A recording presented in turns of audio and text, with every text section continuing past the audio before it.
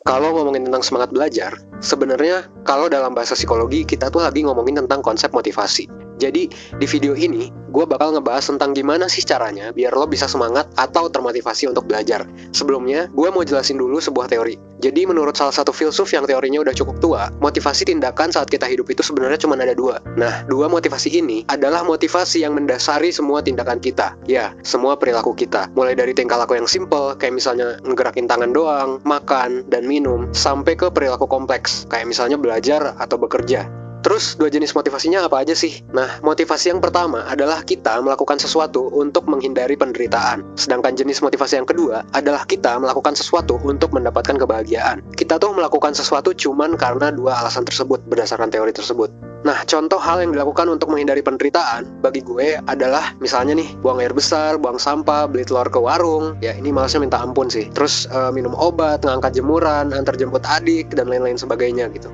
Nah, di sisi lain, contoh hal yang dilakukan untuk mendapatkan kebahagiaan bagi gue adalah main Dota, traveling, hunting foto, kencan, main gitar, ngeblog, dan lain sebagainya. Dan setiap orang pastinya punya kotak-kotak tersendiri untuk menempatkan motivasi tindakannya. Ada banyak hal yang masuk ke kategori menghindari penderitaan bagi sebagian orang, tapi oleh sebagian orang lain dianggap sebagai tindakan untuk mendapatkan kebahagiaan. Nah, contohnya adalah belajar.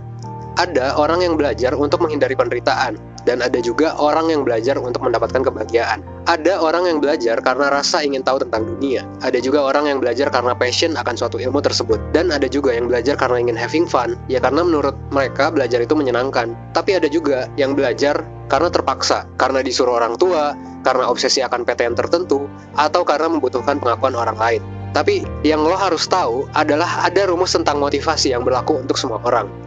Tindakan yang dilakukan atas motivasi untuk mendapatkan kebahagiaan itu selalu ngasih kepuasan yang lebih dibandingkan tindakan yang dilakukan atas motivasi menghindari penderitaan. Kalau lo gak semangat belajar, mungkin buat lo, belajar adalah menghindari penderitaan. Lo sendiri yang dengan sadar menempatkan belajar dalam kotak itu, dan memandang belajar adalah sesuatu yang melelahkan, membosankan, dan harus diselesaikan. Itulah kenapa lo gak bahagia melakukannya. Karena mungkin aja lo belajar untuk menghindari penderitaan, bukan untuk mendapatkan kebahagiaan.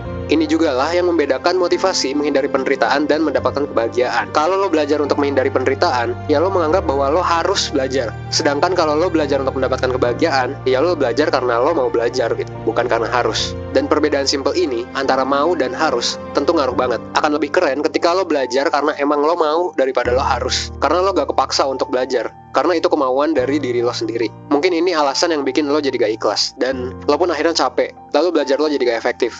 Sampai akhirnya lo pun bingung, kenapa sih kerja keras lo selama ini masih kalah sama orang lain? Dan ya hal ini bisa jadi karena lo gak having fun, makanya belajar kerasa jadi beban buat lo. Ya kalau udah gitu sih, selamat aja menikmati kelelahan dalam menjalaninya. Well, sekian video dari gua. Jangan lupa cek video part 2 untuk mengubah motivasi lo tentang belajar. Salam hangat.